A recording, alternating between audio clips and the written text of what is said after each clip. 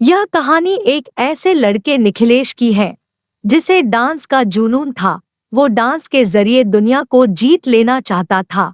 ये उसका जुनून था, लेकिन दिल में कहीं बैठी एक आरज़ू भी थी जो अक्सर ही उससे उसके प्यार के बारे में कहा करती थी। उसकी इच्छा थी उसकी जीवन संगिनी एक गायिका हो, भले वो गायन में स्नातक ना हो, न ही उसका पेशा गायन हो, लेकिन वो उसके लिए गुनगुना सके, उसके लिए चार शब्द ही हो पर गा सके। वो अक्सर ही भीड़ में उस आवाज को तलाशता था, न जाने उसके दिल को कौन सी उस आवाज का इंतजार था जो उसे इतने दिनों में कभी नहीं मिली थी। वो डांस के साथ साथ अपनी पढ़ाई में भी बहुत अच्छा था, इसलिए शहर के एक अच्छे कॉलेज में पढ़ रहा था। उसके पिता को उसका डांस बिल्कुल पसंद नहीं था, क्योंकि निखिलेश के डांस के कारण वो पिता का बिजनेस में सहयोग नहीं कर पाता था। निखिलेश डांस में इतना ज्यादा घुस चुका था कि उसकी ख्याति भी शहर में एक अच्छे डांसर के रूप में होने लगी थी। कॉलेज में अक्सर उसे गुनगुनाने की आवाज सुनाई देती थी जो उसके मन को विचलित कर देती थी। शायद यही वो आवाज थी जिसे वो ढूंढ रहा था। जब भी वो उस आवाज को सुनता, उसका पीछा करता, लेकिन उसे कभी वो लड़की नहीं मिलती जिसकी वो आवाज थी। कई दिन बीत गए, उसे बिन देखे ही उस आवाज से प्यार होने लगा था। उसने अपने दिल ही दिल में उस आवाज के अनुरूप एक तस्वीर बना ली थी और अपने सपनों में उस तस्वीर से मोहब्बत करने लगा। एक दिन उसे फिर से वही आवाज सुनाई दी। उसने भागकर देखा तो कॉलेज के बगीचे में दो लड़कियां बैठी थी। उसे आज वो लड़की दिख ही गई जिसकी आवाज उसके दिलो दिमाग में छाई हुई थी। वो दोनों बहनें थी जो हमेशा ही साथ रहती थी। उनमें से एक का नाम आभा और दूसरी का नाम प्रतिभा था। आभा स्वभाव से शांत थी, अक्सर ही अपनी बहन के पीछे चुप सी खड़ी रहती थी। उसकी मुस्कान बहुत अच्छी थी, वो दिल की जितनी साफ थी, उसके चेहरे पर भी वही निर्मल भाव थे, लेकिन वो दिखने बहुत साधारण थी। और इसके विपरीत प्रतिभा आज के जमाने की मॉडर्न लड़की थी जो बहुत बिंदास रहती थी, फैशनेबल कपड़े पहनती और घूमती फिरती एक जिंदादिल खुश मिजाज लड़की थी। जब निखिलेश ने प्रतिभा को देखा तो उसकी आंखें थम गई। उस नशीली आवाज के पीछे ये सुंदर चेहरा देख निखिलेश सन्नाटा रह गया और अपना सब कुछ उस पर लुटा बैठा। हर वक्त वो इस कोशिश में रहता कि कैसे भी प्रतिभा से उसकी बात हो। इसके लिए उसने उसे फेसबुक पर फ्रेंड रिक्वेस्ट भी भेजी। वो घंटों फेसबुक पर प्रतिभा से बातें करता, एक दोस्त की तरह उससे अपने सुख दुख शेयर करता, और दूसरी तरफ से भी उसे बहुत अच्छा रिस्पॉन्स मिल रहा था। निखिलेश की जिंदगी का खालीपन भर गया था। उसे एक साथी की आदत सी होने लगी थी। जब तक वो दिन भर की बातें फेसबुक पर उससे शेयर नहीं करता, उसका दिन पूरा नहीं होता था। कई बार उसके असाइनमेंट पूरे नहीं होते, और जब वो ये बात अपनी दोस्त को फेसबुक पर कहता, दूसरे दिन उसके नाम से कंप्लीट असाइनमेंट क्लास में जमा हो जाता था। इसके अलावा जब भी निखिलेश को पैसे की जरूरत होती, उसकी फ्रेंड अपनी स्कॉलरशिप के पैसे उसके अकाउंट में ट्रांसफर कर देती। ऐसी कई बातें जो उसके कहते ही उसकी दोस्त पूरा कर देती थी। निखिलेश को यह एहसास हो गया था कि वो जितना प्रतिभा को पसंद करता है, उतना ही प्रतिभा उसे उसे यह भी यकीन हो गया था कि प्रतिभा जितनी मॉडर्न रहती है, वास्तव में उतनी ही सरल और दिल से भोली है। शायद इसी एक बात में निखिलेश गलती कर रहा था, क्योंकि फेसबुक पर वो जिससे बातें कर रहा था वो प्रतिभा नहीं, आभा थी, जिसकी आवाज से, व्यवहार से, अपनेपन से निखिलेश को प्यार था। वो आभा थी, लेकिन निखिलेश का मन उस बाहरी सुंदरता की तरफ आकर्षित था, जिसका मन उतना सुंदर नहीं जितना उसका था, जिसका चेहरा उतना सुंदर नहीं था। यह सिलसिला कई दिनों तक चलता रहा। आभा और निखिलेश दोनों ही एक गलतफहमी के चलते एक दूसरे के बहुत करीब आ गए। निखिलेश के एहसासों में प्रतिभा का चेहरा और आभा की आवाज, उसका सुंदर मन, उसके विचार दिन प्रतिदिन गहरे होने लगे। और इसी तरह उसके डांस का जुनून भी बढ़ता गया, क्योंकि आभा जो कि उसके लिए प्रतिभा थी वो भी निखिलेश के डांस से बहुत प्यार करती थी। यहाँ तक कि निखिलेश ने अपनी प्यार की बातें अपने दोस्तों से तक कह दी थी।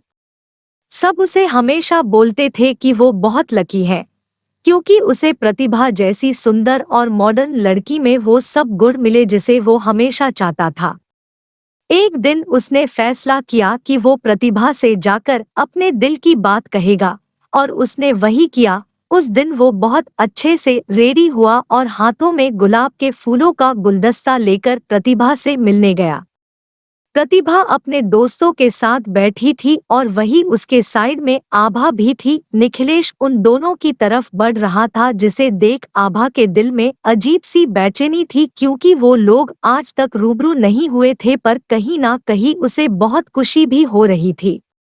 जैसे ही निखिलेश उन तक पहुंचा और उसने हाथों में गुलाब लेकर घुटनों के बल बैठकर प्रतिभा को प्रपोज किया, यह देख आभा स्तब्ध रह गई और उसे सारी बातें समझ आ गई और वो चुपचाप वहां से चली गई।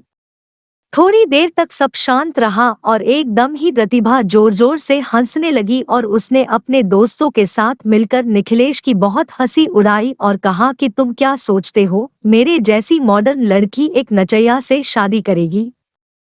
मेरी पसंद तो एक पैसे वाला बिजनेसमैन है। और वो निखिलेश की बहुत बेइज्जती की। निखिलेश अपने गुस्से को पीकर वहां से निकल गया। तब ही उसे आभा मिली।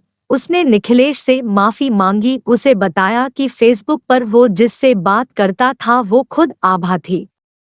यह सुनकर निखिलेश और गुस्सा हो जाता है और अपना पूरा फ्रस्ट्रेशन आभा पर निकाल देता है।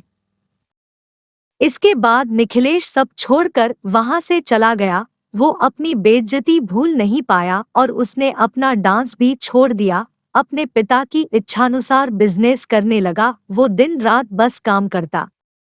उसे बिजनेस में बहुत सफलता मिली, लेकिन हर रोज उसकी आंखों में वो एक दिन घूमता रहता। जब उसकी बेइज्जती हुई थी उसको सभी ऐशो आराम मिला, लेकिन चैन नहीं। उसके चेहरे पर हंसी तब ही आती जब उसे फेसबुक पर कहीं आभा की कोई बात याद आती थी। दूसरी तरफ आभा भी उसे बहुत याद करती थी। एक दिन आभा को एक बहुत बड़े डांस कंपटीशन के बारे में पता चला। वो चाहती थी कि इसमें निखिलेश हिस्सा ले, लेकिन वो कैसे निखिलेश को इसके लिए मनाती। उसे निखिलेश के बारे में बस इतना पता था कि वो अप टाउन में नहीं है और एक सफल बिजनेसमैन बन गया है। आभा ये जानती थी कि निखिलेश कितना भी अमीर हो जाए वो डांस के बिना खुश नहीं होगा, और वो उसे ये खुशी देकर अपने मन का बोझ कम करना चाहती थी। इसके लिए उसने निखिलेश का पता इंटरनेट ने निकालकर उसे एक शुभचिंतक जो कि निखिलेश के डांस का फैन है के तौर पर एक लेटर भेजा, जिसमें डांस कंपटीशन का जिक्र था। असल में निखिलेश के डांस को सभी इसी तरह से पसंद करते थे, इसलिए निखिलेश को इस शुभचिंतक से कोई आश्चर्य नहीं था। निखिलेश डांस छोड़ चुका था, उसने बस लेटर पढ़ा और रख दिया, लेकिन आभा को पता था निखिलेश को कैसे मनाना है। उसने कई लेटर और कई तस्वीरें भेजी जिसमें निखिलेश के डांस के प्रति प्यार का प्रमाण था, जिसे देख निखिलेश का दिल पिघलने लगा। और आभा ने जब तक यह सब किया जब तक के निखिलेश ना मान जाए, और निखिलेश को मानना पड़ा। निखिलेश में फॉर्म भरा और जमकर तैयारी भी की। उसके चेहरे पर शांति और खुशी के भाव थे, जिसे परिवार और ऑफिस एम्प्लॉई समझ रहे थे। वो दिन आ गया जब कंपटीशन था। निखिलेश ने बिल्कुल तोड़ू परफॉर्मेंस दी और वो जीत गया। जब उसे पुरस्कार मिला तब सबसे आगे आभा खड़ी ताली बजा रही थी। उसे देख निखिलेश के चेहरे पर वही गुस्से के भाव आ गए और वो वहां से निकल गया। जब वो घर आया तो घर में उस शुभचिंतक ने फूल भेजकर उसका अभिवादन किया। साथ ही उसे एक लेटर भी लिखा जिसमें था कि आने वाले कुछ दिनों में उसे एक सरप्राइज मिलेगा। निखिलेश चौंक गया। उसे बार बार उसी बात का ख्याल सताने लगा। एक दिन शाम को घर लौटा तो घर पर प्रतिभा और उसके माता पिता प्रतिभा के रिश्ते के लिए आए थे। असल में आभा ने प्रतिभा और निखिलेश की शादी के लिए अपने माता पिता और प्रतिभा सभी को मना लिया था। आभा हर हाल में निखिलेश को खुश देखना चाहती थी, इसलिए पहले उसने निखिलेश को वापस अपने डांस से मिलवाया और फिर निखिलेश को प्रतिभा से। निखिलेश कुछ देर सभी के साथ बैठा पर उसका मन नहीं लग रहा था। उसने कमरे में जाकर फ्रेश होने की इजाजत ली और वहां से अंदर चला गया। अपने कमरे में बैठ निखिलेश सारी बातें सोच रहा था कि कैसे उसने एक आवाज सुनी, फिर उसकी बात आभा से हुई। वो कितना खुश था जब आभा हर परिस्थिति में उसके साथ ना होते हुए भी थी।